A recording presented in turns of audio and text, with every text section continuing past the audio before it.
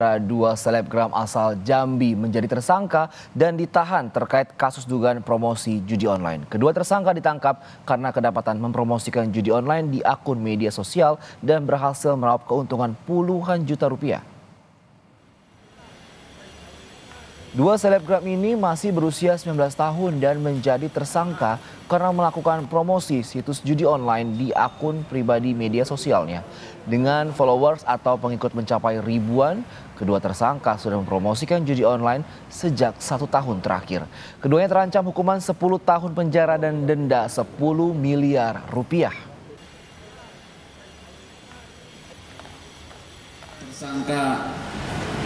Khusus tersangka ZF, laki-laki yang bersangkutan sudah kurang lebih 5 kali mempromosikan judi online, website judi online dengan keuntungan yaitu sekitar puluhan juta rupiah.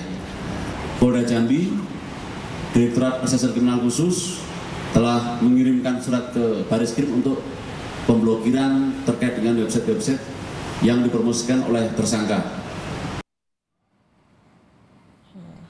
Sementara itu di sebuah rumah di kawasan Perumahan Cengkareng Indah, Jakarta Barat digerebek polisi karena terlibat praktik perjudian online dengan negara Kamboja. Puluhan ponsel, kartu ATM dan juga buku tabungan serta laptop dan beberapa printer ditemukan polisi dalam rumah yang menjadi tempat tinggal orang tua tersangka utama RS.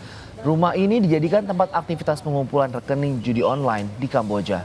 Ketua RT setempat tidak mengetahui aktivitas pemilik rumah yang ternyata terlibat judi online.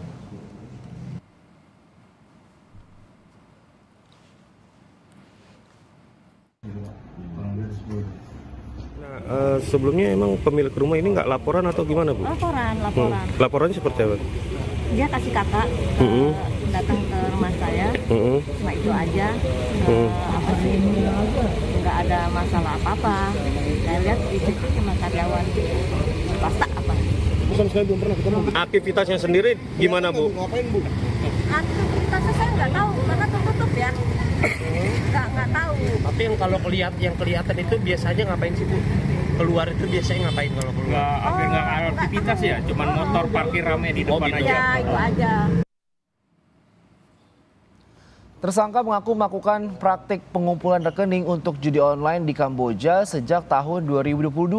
Ada sekitar 4.300 lebih rekening warga Indonesia yang dipinjamkan untuk judi online di Kamboja. Tersangka merekrut orang-orang yang tinggal di daerah Jakarta Barat untuk menyewakan rekeningnya untuk judi online. Yang saya tahu, Diberikan 1 unit handphone, kemudian dari handphone tersebut diinstal aplikasi M-Banking, dan kemudian dengan handphone tersebut beserta dengan data terkait dengan PIN ATM, kemudian juga password M-Bankingnya dan juga kartu ATM-nya, satu paket dikirim ke negara Kamboja untuk digunakan sebagai rekening penampungan judi online. Patut diduga tersangka utama ini sudah mengumpulkan kurang lebih sekitar 4.324 rekening.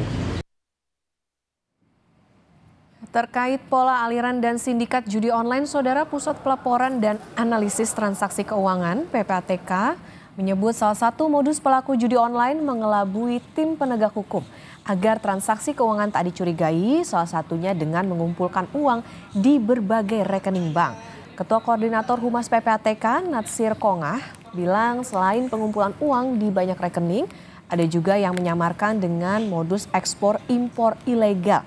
PPATK mengatakan terus berkoordinasi dengan aparat penegak hukum dalam menyelidiki temuan transaksi mencurigakan. Informasi lebih lengkap soal penggerebekan judi online di Cengkareng, Jakarta Barat kita tanyakan kepada jurnalis Kompas TV Audrey Zevanya yang sudah berada di lokasi. Selamat pagi Zevanya, jadi selama ini lokasi penggerebekan judi online ini adalah rumah tinggal atau seperti apa?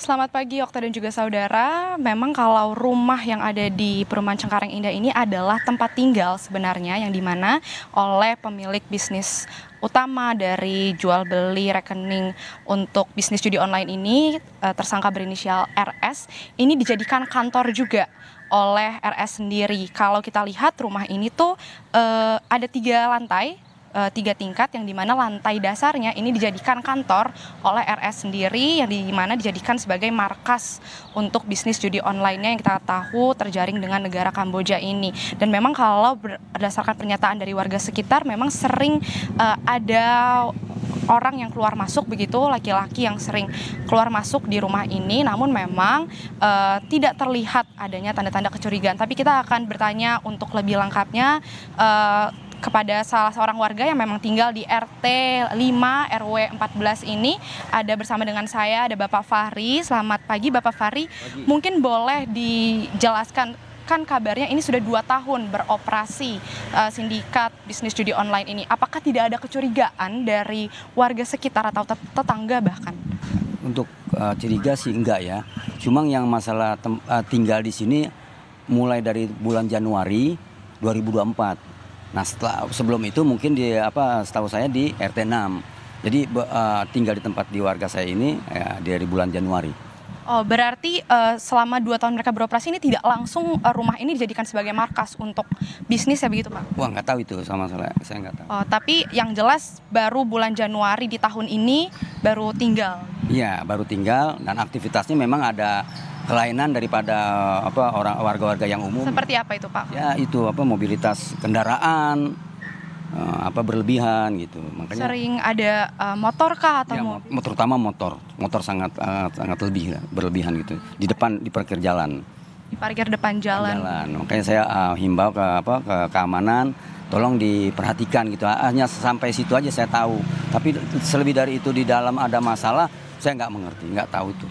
Tapi aktivitasnya ini terjadi pagi hingga malam atau lebih sering di waktu kapan Pak? Siang, sore? Ya pagi, malam sampai malam itu yang saya jadi timbul ada kecurigaan di situ.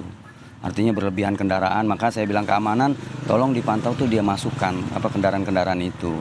Oke. Baik, sebelumnya kalau dari pemilik rumah sendiri ini ada nggak minta izin gitu ke ketua RT untuk, karena kan tadi Bapak bilang mobilitasnya cukup tinggi ya keluar masuk. Apakah ada izin dari mereka yang melapor gitu mau dijadikan rumah ini sebagai tempat untuk bekerja juga begitu, ada Kak? Enggak, memang umumnya di sini kan kalau setiap RT ada warga baru harus melaporkan diri. KK, KTP, gitu kan. Dia datang tinggal di tempat saya di bulan Januari itu melaporkan diri. Memang saya himbau di grup juga. KTP dan KK harus diserahkan kepada. Tapi melapornya untuk apa? Tinggal kah? Ya tinggal melaporkan diri kan di situ. Tidak ada kabar untuk. Enggak. Kalau buat kantor buat apa enggak. Jadi untuk mengenal data dia bahwa dia berkeluarga, dia punya orang tua, dia punya adik. Jadi 3 kakak yang diserahkan ke Bu RT. Kalau misalnya untuk kan kita ketahui di sini ada 8 tersangka ya. Untuk ke 8 orang yang lainnya ini pernah nggak ada yang pas-pasan begitu bertemu dengan warga lalu berinteraksi, atau dengan Bapak sendiri mungkin pernah? Ya, mama saya pernah kehilangan SIM dompet itu di salah satu keluarga ya, dia yang itu termasuk ada di berita itu. Dia bilang, Pak saya ada kehilangan dompet di sini gini sampai dicari. Ya itu saya kenal dia. Baik. Berarti dari pemilik rumah sendiri pernah juga kah berinteraksi warga bagus begitu? Enggak, yang kalau pemilik rumahnya saya kurang ini karena mungkin baru ya. Oh, baru. Interaksinya cuma di Dawis saja, Dasawisma kan ada di RT. Ya. Jadi sering ditelepon istrinya, dia minta keterangan anaknya, putranya gitu kan, kesehatannya. Berarti aktivitasnya ini bisa dikatakan tertutup begitu ya Pak? Enggak terlalu tertutup. Ya, tertutup itu.